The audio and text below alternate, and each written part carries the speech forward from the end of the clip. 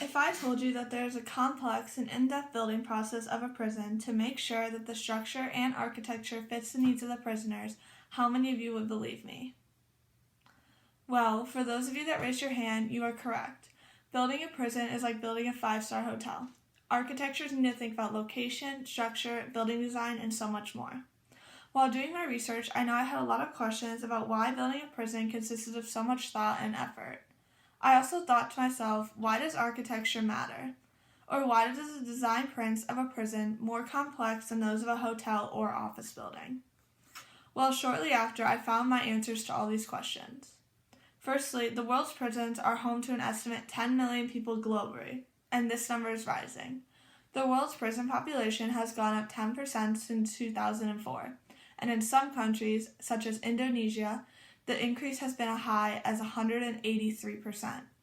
These people are not necessarily hardened criminals. Around a third of the prisoners globally haven't even been found guilty. They are on pre-trial detention. They are likely to be drawn from the poorest and most marginalized groups in society, and in some places there are even children living in prisons with their parents in thousands. In developing countries, they are typically crammed into buildings that are old and uncared for. This then leads to neglect that leads to tragedies like the fire in 2012 that killed over 300 prisoners in Honduras. Obviously, prisoners are not just meant for bad guys. Families and most marginalized groups of society are put there in poorer countries. Architecture sends a silent message to everyone walking into any place. It tells you what to expect and where the limits of behavior are. Prisons are the same. Design is crucial to creating an environment in which prisoners can live and not become institutionalized. This means providing spaces for staying in contact with families, work, education, and playing sport. So, the key for prisons is design and the construction of the buildings because this is where most prisoners and people will be spending their time. So what makes a prison a good prison? What even goes into the design print of a prison? Well, for starters, the first thing architects look for is a good location. Prisons need to be where people are. Near large population centers, prisons also need staff. They need to attend courts. Lawyers need to see their clients. Prisons also depend on the community service ranging from rubbish collection to health services. Families also need to visit. Next, architects need to think about the structure of the building and how they want to build the prison because, believe it or not, the architecture actually affects the mental health of the prisoners. Very restricted environments where prisoners are isolated from staff and each other quickly have a negative impact on everyone. It's best to design the flow and movement of staff and prisoners so that the contact between them providing activities also helps. For example, in some prisons, companies have supported workshops in prisons, and prisoners can go on to work for them once released. An example of an extremely well-built prison is Reese Green's 1,500-bed Van C. Summit Detention Center in downtown Denver. It has interiors that feature a checkerboard pattern linoleum, bright green accents, and red chairs. This symbols a welcome acknowledgement that actual humans, none of them yet convicted, are being housed here. Additionally, the Los Collins Women Detention and Re-Entry Facility, commissioned by the country of San Diego, looks a lot like a college campus. Inside, the floors are worn brown and sometimes playfully patterned. Translucent green accent walls break the scale of the cafeteria, and materials include not only concrete, but also ash, stone, cork, and wood. Due to the facility's layout, all the public spaces feature large windows and abundance of natural light. However, not all prisoners are lucky enough to receive gardens and a living space that resembles those of a college dorm. Not all prisoners are built the way they should be because of lack of money, lack of understanding that people could be living there for years, and because of lack of care for these people's human dignity. If a prison does not have a good structure, it can cause major issues for both the workers and inmates. For example, inadequate water supplies is a common problem. Some prisons have been built where the water is a kilometer away and that wasn't factored into the costing, so the prison is really unusable.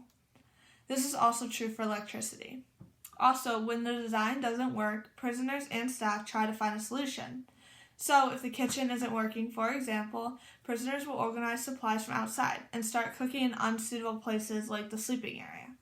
This creates problems with hygiene and vermin. This then makes food a likely currency because of the limited amounts. Soon the prison will then be controlled by prisoners or the staff, and this can lead to abuse and corruption. For example, the Sabata prison in Maco, Venezuela is filthy, dangerous, overcrowded, and neglected. And with a prisoner-to-guard ratio of about 150 to 1, maintaining order is extremely difficult. The prisoners, of course, maintain their own kind of order in the form of a rigid gang control hierarchy. Also, the Bangkok prison in Bangkok, Thailand is severely overcrowded and underfunded.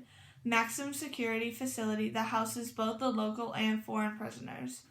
It has a reputation worldwide for being one of the very worst prisons due to extraordinary unfair sentencing and inmate abuse. Building a strong prison and having the right elements in play comes back to the purpose of imprisonment. If you want prisoners to lead a more lawful and abiding life when they leave, for example, then it is essential to design buildings so they keep up with social practices and community life. In the end, architecture and structure plays a critical role in any building, even prisons. Having structure and architecture that helps contribute to the purpose of imprisonment helps to ensure that prisons run efficiently and smoothly. Another aspect of a prison that is extremely important to having a prison functioning efficiently is the social justice system, specifically the prison's execution of the death penalty. The first established death penalty laws date back as far as the 18th century BC, in the Code of King Hammurabi of Babylon, which codified the death penalty for 25 different crimes. The death penalty was also part of the 14th century BC's Hittites Code, also the 7th century BC's Draken Code of Athens, and the 5th century BC's Roman Law of the 12 Tablets, all which made death the only punishment for all crimes. Death sentences were carried out by such means as crucifixion, drowning, beating to death, burning alive, and impalement. And in the 10th century AD, hanging became the usual method for execution in Britain. Britain influenced America's use of the death penalty more than any other country. When European settlers came to the New World, they brought the practice of capital punishment. The death penalty has been evolving ever since the early ages. Today, the death penalty, as of December 12, 2019, is legal in 29 U.S. states. According to the Death Penalty Information Center, 22 people were executed in the United States in 2019. Also, according to the Criminal Social Justice Project of NAACP, there are 2,656 people on death row in the United States as of July 1, 2019. Since 1976, when the death penalty was reinstated by the U.S. Supreme Court, 1,512 people have been executed.